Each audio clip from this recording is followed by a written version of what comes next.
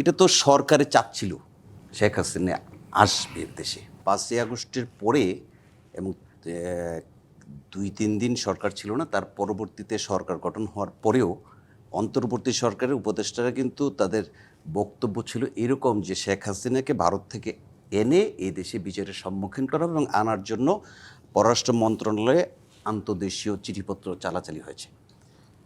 এটা তো সরকারে চাচ্ছিল শেখ হাসিনা আসবে দেশে। এখন শেখ হাসিনা যদি নিজের থেকে এসে, এই জায়গার মধ্যে তো একটা আইন আছে, এই জায়গা তো একটা ইয়ার বাইরে একজন চলতে পারবে না। উনি আসলো, ওনার কিন্তু ফাঁসির করে আছে, রায় করে আছে, কাজেই উনাকে স্বাভাবিকভাবেই কিন্তু ওই কোর্টে যেতে হবে, আত্মসমর্পণ করতে হবে, অথবা বিচারের সম্মুখীন হতে হবে। বিচার করার জন্য তো এই সরকার চেয়েছে, যারা আন্দোলন করেছে তারা চেয়েছে, বিভিন্ন দল চেয়েছে। তো এখন উনি আসবে বললে কেন এই অস্থিরতা সৃষ্টি হচ্ছে?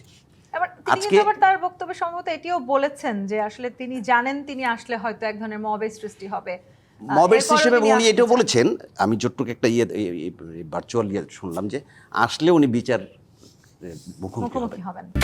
Lily whipped shea mystic glowing body wash, secret to ultimate glow.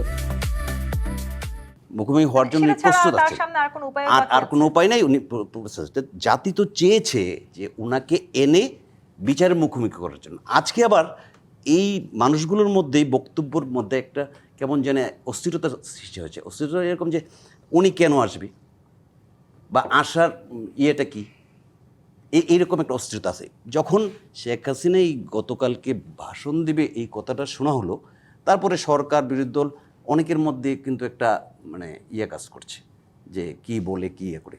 Ultimately উনি অতীতে কিছু রাজনৈতিক দল নানান সময় রিকনসিলিয়েশনের মাধ্যমে আওয়ামী লীগকে ফিরিয়ে আনার চেষ্টা করছে, এই অভিযোগও তো আছে। হ্যাঁ আছে, এটা আমি ওই আলোচনাটা আসছি। এখন উনি কিন্তু কিছুদিন আগেও, গতকালকে যে বক্তব্য দিছে এটা সারমর্ম যা দাঁড়ায়, কিছুদিন আগেও উনি যে বক্তব্য দিছে যে আমি বাংলাদেশে আসবো ডিসেম্বরে, সারমর্ম কিন্তু একই। খুব বেশি একটা পার্থক্য বা খুব বেশি একটা ওইরকম গুরুত্বপূর্ণ বিষয়, এটা অনেক কিছু বিষয় কিন্তু এড়িয়ে যাওয়া হয়েছে। তাহলে অন্তর্বর্তীকালীন সরকার থেকে ধরে তৎকালীন সময়ের যে বিরোধী এবং আন্দোলনকারী শক্তিগুলো ছিল, তারা যখন চেয়েছে শেখ হাসিনাকে আসতে দেন, এসে বিচারের মুখোমুখি হোক। উনি বিচারের মুখোমুখি হয়ে তারপরে উনি কি করবে সেটার সিদ্ধান্ত ওনার হবে।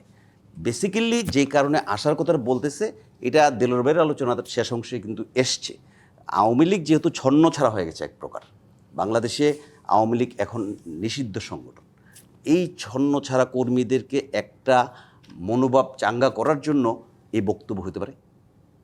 আবার শেখ হাসিনা কিন্তু শেখ মুজিবুর রহমানের কন্যা, উনি দেশে প্রত্যাবর্তন এর আগে করেছে, ওনাদের একটা পারিবারিক ঐতিহ্য আছে, কাজে সব মিলে উনি আবার এই রিস্ক নিতেও পারে। আমি এসে আগের বারের কথা বলেছেন, মানে এর আগে যখন তিনি স্বদেশ প্রত্যাবর্তন করেছেন আর এখন যদি উনি দেশে ফিরে আসেন, অবস্থান কি একই রকম? না, অবস্থান ভিন্ন। এর আগে কিন্তু উনি বলে নাই যে আইসা আমি বিচারের মুখোমুখি হব।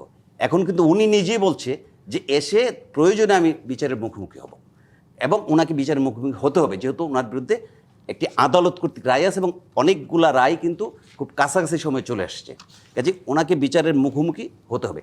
আসার বক্তব্যটা ডিসেম্বরে আসতে পারে, নাও আসতে পারে, নাও আসতে পারে, কিন্তু উনি যে কাজটা করছে এটা কিন্তু একটা ভালো, ওনার সংগঠনের নেতা কর্মীদের জন্য উনি একটা মেসেজ দিয়ে একটা চাঙ্গা ভাব কিন্তু নিয়ে আসছে।